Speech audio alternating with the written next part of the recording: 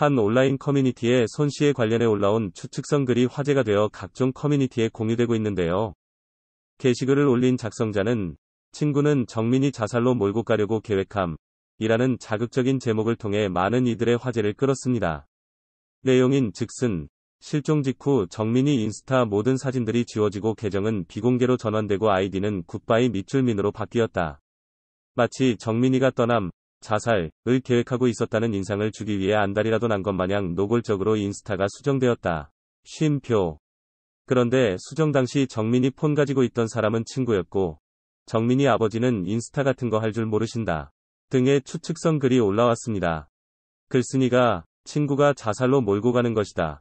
라고 생각하는 것에는 또 다른 이유가 있었는데요. 지난 손 씨의 아버지 인터뷰 내용에서 친구가 뜬금없이 정민이가 평소에 힘들어했다. 정민이가 친할머니가 최근에 돌아가셔서 우울하다는 말을 하더라. 정민이가 신음소리를 내면서 넘어졌고 내가 걔를 일으켜 세우느라 힘들었으며 옷이 다 젖었다. 등과 같이 말의 맥락과 관계없는 뜬금없는 이야기를 했다고 하는데요. 이를 보고 마치 친구가 손 씨의 아버지에게 정민이가 자살한 것처럼 착각하게 유도하려고 한 것 마냥 주제와 아무 상관없는 대화를 이끌고 가는 데서 강한 의혹이 생겼다고 합니다. 글을 마치면서 작성자는 결론으로 친구는 손 씨를 직접적으로 죽이지 않았더라도 죽음과 밀접하게 연관되어 있고 죽음을 의도된 자살로 오인하도록 유도하기 위해 인스타를 수정하고 아버지에게 대화 내용을 돌린 것으로 보인다고 했는데요. 작성자 외에 여러 커뮤니티 내 많은 네티즌들도 열띤 토론을 하며 손 씨의 죽음에 대해 추측성 댓글을 남기고 있습니다.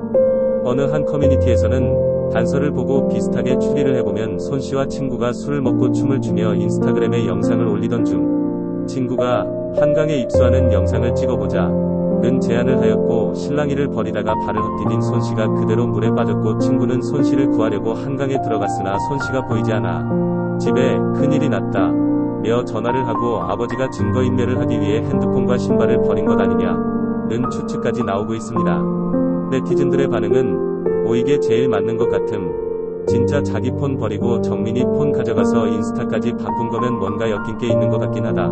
등의 반응과 실족사인지 타살인지는 부검과 경찰 수사가 마무리될 때쯤 밝혀질 것이라고 섣부른 판단을 금해달라는 반응도 여기저기서 나오고 있습니다.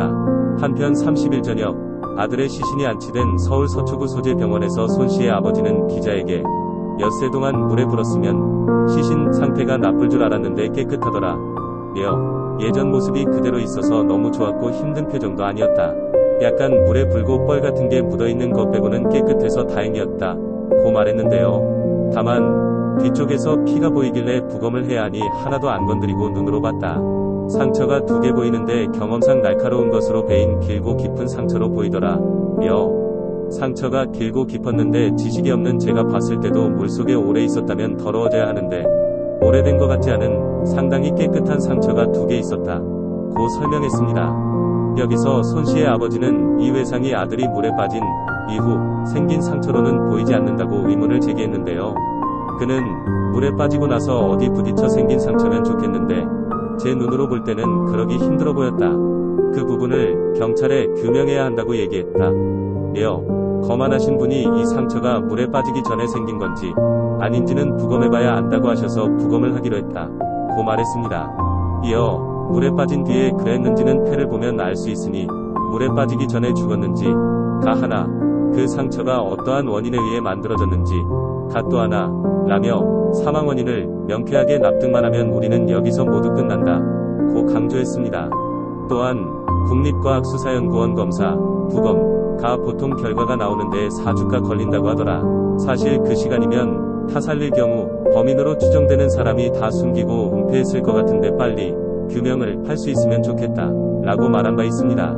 더불어 5일 오후 5시 30분쯤 젊은 부부가 한강 인근에서 아이폰을 추가 발견하여 수색팀에 인계했는데요. 이 휴대전화가 친구의 것으로 확인이 되면 경찰에 미리 주지 않고 만간 포렌식 작업을 의뢰할 계획이라고 말했습니다. 한편 A씨 어머니에 따르면 아들이 놀던 자리 근처에 5에서 6명 규모의 남녀 일행이 가장 가깝게 있었다고 합니다.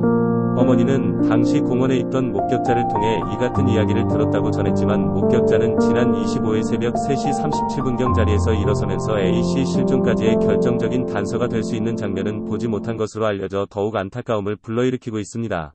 어머니는 25일 새벽 3시부터 4시 30분 사이 현장에 계셨던 목격자를 찾고 싶다. 며 한강공원 내 제 아이 또는 수상한 광경을 목격하신 분 제보도 부탁드리겠다. 고 호소했습니다. 실종 대학생은 지난 24일 밤 11시부터 25일 오전 2시까지 반포 한강공원에서 친구와 술을 마신 뒤 잠들었다가 4시 30분경 잠에서 깬 친구가 집으로 먼저 귀가하면서 그의 실종 사실이 알려졌는데요. 친구는 집으로 돌아갈 때 주변에 손 씨가 있었는지 잘 기억하지 못하는 것으로 알려졌습니다. 또한 친구는 손 씨의 휴대전화를 가지고 귀가한 것으로 전해졌는데요. 또한 A 씨의 친구인 B 씨도 온라인 커뮤니티에 실종된 친구를 찾고 싶습니다. 라는 글을 게재했는데요. 일부 네티즌들이 함께 술을 마셨던 B 씨가 혼자 귀가한 것을 의심하자 같이 술 마신 친구는 지금 사라진 친구와 정말 친한 친구이고 지금 사라진 친구는 심성이 너무 착해 원한을 살만할 일을 할 친구도 아니다. 라고 선을 그었습니다. 그는 우리가 흔히 뉴스나 영화에서 살인을 접하긴 하지만 살인이라는 게 사실 비정상적인 사고를 가진 이가 엄청난 도끼를 품어야 행해지는 것이라 생각한다. 며 그러나 같이 있던 친구는 그렇지 않았다. 지금 실종된 친구 다음으로 고생하고 있다. 고 얘기했는데요. 그러면서 의심이 가는 정황이라는 건 모르는 바 아니나 2차적인 사고가 일어나지 않도록 도와달라. 며 억측은 자제 부탁드린다. 라고 당부했습니다. 아들을 애타게 찾고 있는 A씨 아버지는 카카오톡 프로필에 집에 오면 전화해 너 찾으러 다니고 있어. 라고 쓴 이미지를 걸어둔 것으로 전해졌으며 29일 실종 5일째입니다. 라는 제목의 블로그를 한 번 더 업로드한 바 있습니다. 누리꾼들은 A씨 아버지의 블로그에 삼가 고인의 명복을 빕니다. 등의 추모 댓글을 적고 있습니다.